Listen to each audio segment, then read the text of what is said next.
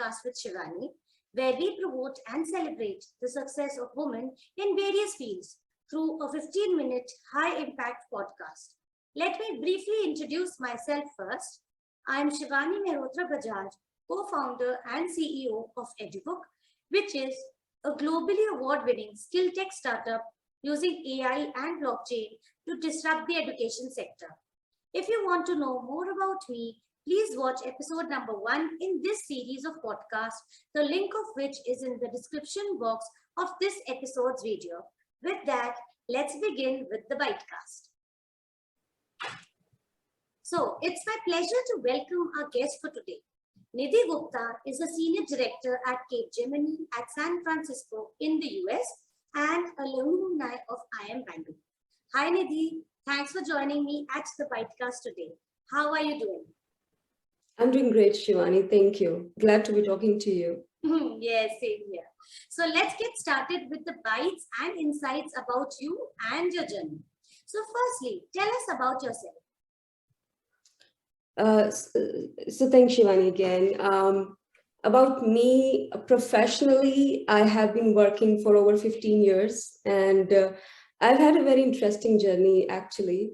I started way back in India in industry, which is the most conventional industry you can think of, patriarchal, where I was pretty much the first woman in direct sales, steel tube.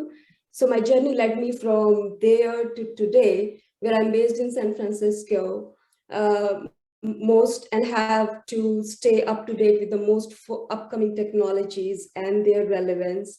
And from product industry, I moved to a services industry. From like being the first woman, I have experienced like all women sales team to like working with so many inspiring women, both within my organization and on the client side. So I think it's been a very interesting journey for me that ways. Few things that have been consistent throughout my journey have been like constantly upskilling myself, taking risks whenever I felt I've reached a plateau, and reaching out to people for mentorship. That's me professionally. Personally, I love reading, I love hiking. I come from a small town in India, Sonipat in Haryana. I come from a family of, I'm blessed to come from a family of all women. We were 4 sisters, my mother, our father passed away earlier. So my mother kind of brought us up. And so I have these inspiring, resilient women in my family. The very thought of them makes me want to give more. So that's my background in a nutshell. Okay, so proud to know about you from my end, because see so many challenges and so many different things you have done. So heads up and thumbs up for yours. So what is the biggest challenge that you have faced in your journey so far, and how have you overcome that challenge? You know, that's a very good question, actually. And I will talk about 2 challenges in brief. One on the professional side. Look, where I come from, I've grown up believing that life is very simple, like do your best, contribute to the best of your ability, and everything else will work out. Which is true, but that's not the full picture. So as I started working and I found myself in corporate world, sometimes in very complex situation. So the biggest challenge that I want to share here is, which I face, and I've seen so many people around me face consistently, not just biggest, but consistent challenges, accepting the concept of toxicity and politics at workplace. Just a simple acceptance that it exists, because think about it, organizations are made up of people, a variety of people who come from different backgrounds, with different things that motivate them, inspire them. And when you bring so many different people with so many different motivations together, you're bound to have complex situations, right? Like even at home, like siblings will, fight each other out for something, right? So what happens, neither in B schools nor in real life, this topic is talked about. It's kind of a taboo. So I've experienced it. I've seen my colleagues, friends, family members experience it. And the problem is not that it exists. The problem is just accepting that it exists and doing the best you can to make sure we continue to progress as a professional, as a member of this community, and continue to contribute to our family despite this challenge. I think that's what I have realized, because we get so kind of bogged down into this and we don't have, the right guidance to overcome it. Now, uh, in personal life, a lot of people go through, the biggest challenge I have faced is overcoming the death of the near and dear ones. That is a reality of life. A lot of people experience it, and it kind of shuts down and brings down a lot of who we are, what's happening around us in that moment. But having been through the situation a couple times, I feel like to share this message as well today, that life does move on, and all of us who are going through this, we should extend support to this and always remember, to just kind of give it time and space. Yes, sometimes we need time for to create time for ourselves. That is very important. And yes, politics is a very major issue, and people generally tend to hide it. Meaning nobody wants to talk about it because they think, okay, what the other person might think about me. So actually it is never discussed. So thank you for bringing up that point. So what keeps you motivated day by day? So what keeps me motivated is making a difference. I get such a huge kick out of, solving a problem for a client. Similarly, I'm working with my colleagues and somebody runs into a problem and I'm happy to help with it, or get them to what they need. So every time I solve a problem or I make a difference, it gives me a huge kick. And that keeps me motivated every day I come to my job and every day as I start my day. Oh, nice. So those who are listening to our podcast right now, if they have any problem, they can reach out to you. Nice. So who is that individual who has inspired you the most and why? So, wow. So it's hard to talk about one person, but it's a variety of people you come across in your life. Like I said earlier, first and foremost, I've been blessed to work with so many inspiring women, both in my own company and even more so on the client side in tech. Tech is one space where I know there is a lot of discussion about there being not enough women in tech, which is also true. But at the same time, in many areas of in tech, the glass ceiling has been broken. So I work with some very inspiring women, and at the same time, I feel inspired every day by my mother and my sisters. The resilience they've shown in their life, and what positive personalities they are, and how they contribute to their families, to the society at large, despite what each of them has gone through and experienced.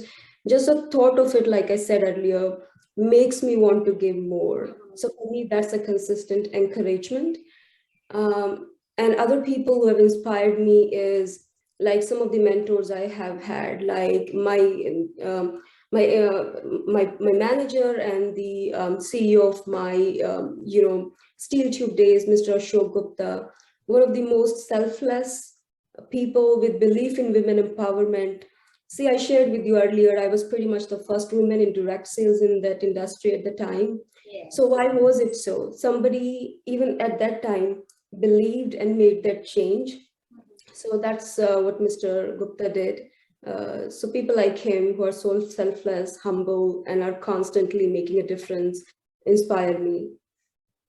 Okay, nice, nice.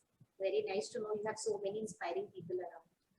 So, What is the vision for your future? As in, where do you see yourself 10 years down the line? Again, a good question. So, one thing I've learned over life is like I do have like a vision, a high level view of what I want to be doing, but who I become specifically, that's a byproduct of, that work, and that could be anything. So it's not about titles, it's not about what I am, but what I'm doing. So two things I'm really passionate about. One is mentorship, because wherever I am in my life, whatever little I've done and learned and contributed, I owe it to my mentors. At every inflection point, at every fork, I reached out to my mentors for help in decision making, handling complex situations. So, and then now, as I mentor people, work with my mentees from different parts of the world, it gives me immense satisfaction and peace. To we continue to work in this field of mentorship, and you will probably see some updates from me in times to come. That's number one. Second is technology. I am hugely excited by the impact technology has in the field of healthcare, uh, reducing the suffering, enhancing the quality and the experience of life. And that's one side of technology. And second is the risk it poses. That scares me, privacy and security. So I want to, stay at the center or very close to this whirlpool of technology, which has this immense, exciting benefit and then some concerns. So technology plus mentorship is where you'll probably find me, or I hope you will find me in 10 years or so. Yes, sure. So if you're determined, definitely you're going to reach that goal. So what advice would you like to give our viewers, some of whom might want to pursue a career which is similar to yours? So, well, I am into technology field. I'm into business services, and to get here, like I said, I've like constantly upskilled myself. And like I've done 3 postgraduates, just to share with you, and I keep doing certification programs at different points, and these are tough calls with an active daily job, with a family, and then the investment it requires. These are tough jobs, so constantly keep upskilling. And the other thing is just go with the flow, go with the time. If we just keep our ears and eyes open and listen in and really see what's happening around us, the world is changing at a real fast pace. I think everyone will get enough in the what they should be doing, where they should be, and what excites them. So I just like always say, like, don't be afraid to dream beyond your fears, and then invest in the direction of those dreams. Where I have taken time and I failed the most is moments where I have been scared to dream, because along with dream there comes a sense of the fear of failure. What if I invest all the time and effort and money and whatnot into pursuing a certain dream and it never happens? So, but that is no excuse for not following it. Like 40, 50 years later in my life or whatever, I would like to tell myself that I tried and failed, instead of telling myself that I didn't even try. So that's what I would say, like dream beyond your fears and go after them. Yes, very good. So if there is no risk, there'll be no return. So risk has to be taken by at least having a dream, trying to get it fulfilled, and let's see how it goes. So Absolutely. great, Nidhi. Thanks for your time and valuable insights. I'm sure that our viewers will get inspired by your journey. If you want to know more about Nidhi, reach out to her via the details provided in the description box of this episode's video. For any queries and comments about any of the Bitecast episodes, please do type in the comment box and I will reply to each one of them as soon as I can. If you want to reach out to me, my contact details are also given in the description box of this episode's video. Thanks for watching. Signing off, Shivani Merotra Bajaj. Thanks, Shivani.